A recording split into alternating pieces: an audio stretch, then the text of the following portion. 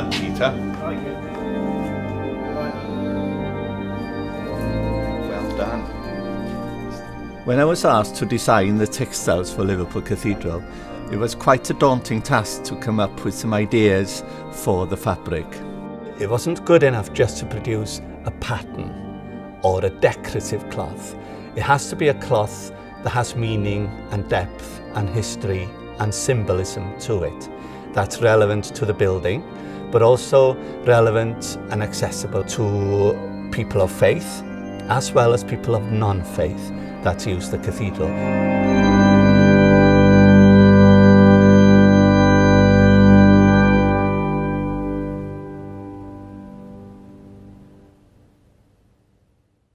It was important at the beginning to keep visiting the cathedral quite often to look at the type of pattern and environment the fabrics would be seen in, would have to sit comfortable amongst, and also to understand the architect's idea for the cathedral, what he was looking for, what kind of pattern, what kind of statement in the floor, in the carpentry, on the furniture, in the stained glass, in the metalwork, so that the textiles themselves would sit comfortably within somebody else's idea rather than actually challenging it or threatening it or dominating or be too modern even.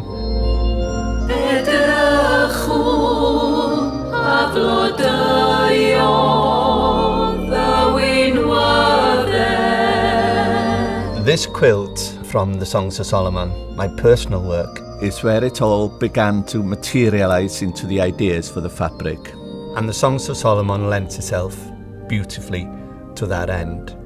And the imagery from those books also lends itself to the design work and the drawing. Having found the story to the ideas, to the story, the text, the narrative, if you like, of what I want to do, what stories, what images that come to mind, what excites me, what pattern that works for me within the cathedral. Everything starts with drawing.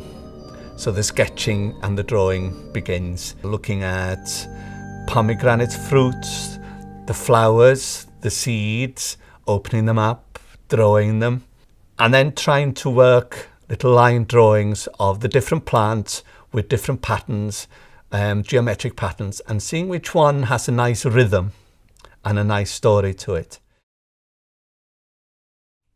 Once I'm happy or excited about the way the patterns are evolving on a page in repeat, I then start thinking of how that pattern will get translated onto a weaving loom, which has tight restrictions, tight repeat sizes, and a certain weight, and the amount of colours you can use, you are restricted. So we have to adapt the ideas into another format. So once I've got the repeat size worked out, everything has to be plotted into it and then colour coded like paint by numbers, indicating which yarn colour is woven in which area. And that way we'll know that the purple is silk, the red is the mercerized pomegranate red cotton, and then all the other colours are the fine wools to give it textures and make it stand out, to have a contrast of shiny surfaces, reflective surfaces, and matte textured wool. So we'll have the two combinations. Once the paperwork, the design and the artwork has been approved and everybody's happy with the design work, we then choose the yarns, look for the right yarns, wools, the silk, the cotton, and we have them dyed into different colours that we'll need for the cloth. Then we're ready then to go to the loom, put the pattern on the loom and start sampling the new fabrics.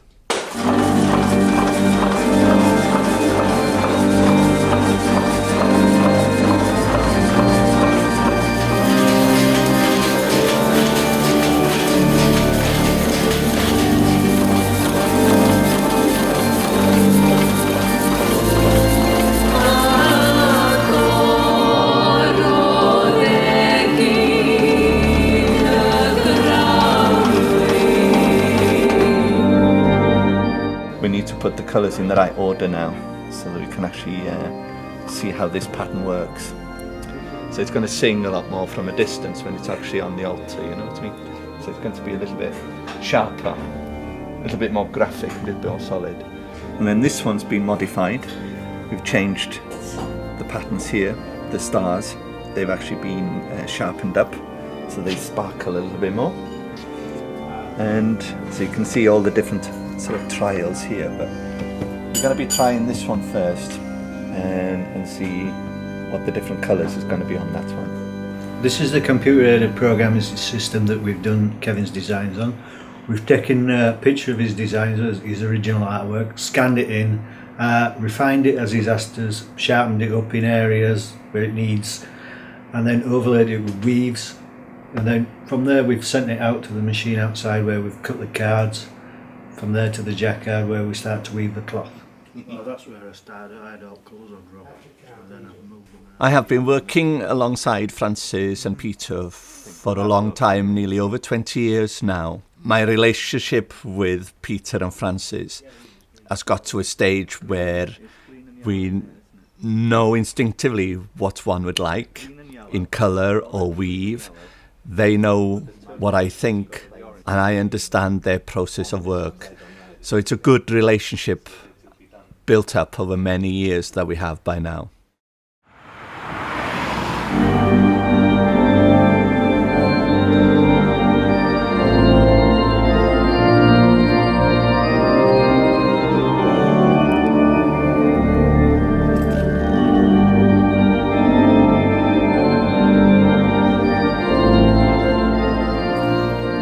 It's easy to forget sometimes that when a project comes to its conclusion like this, that it's not just about what I've done, what I've designed or made, or the effort that I've done. It's about other people that's involved, like Canon Miles, with his information and his support and encouragement, and also Glenys Arden, who's been there from the beginning to steer the project forward, to make sure it's on time, to make sure the work looks good and as best as it can.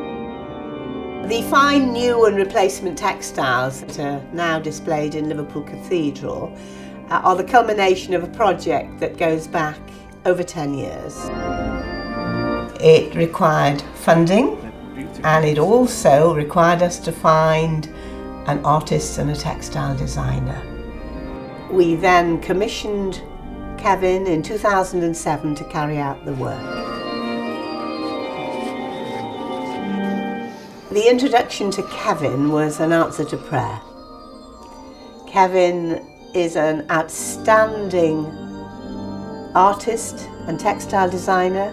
He's also a man of very profound faith, which reflects in all of the work that he does.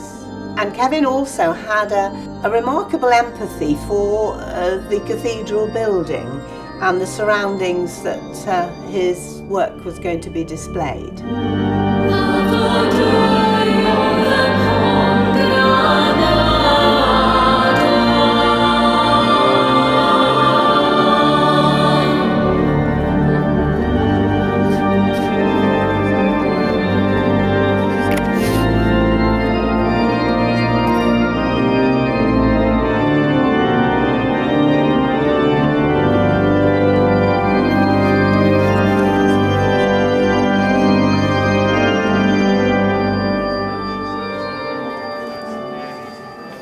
Now the textiles are finally in place, the cloth on the altar, the cushions and the kneelers.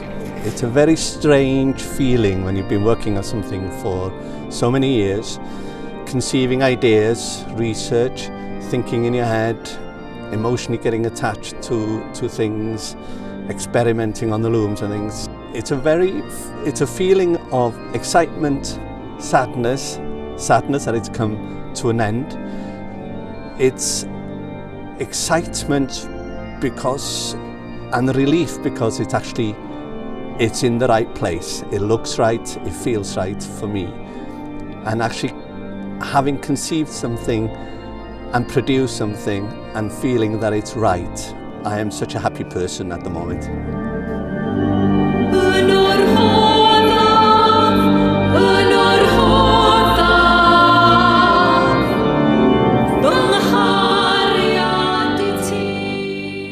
I hope that they provide a little joy for those that attend the cathedral, for the many that visit the cathedral, and I hope that in some small way they help to enhance the worship and the mission of this wonderful building.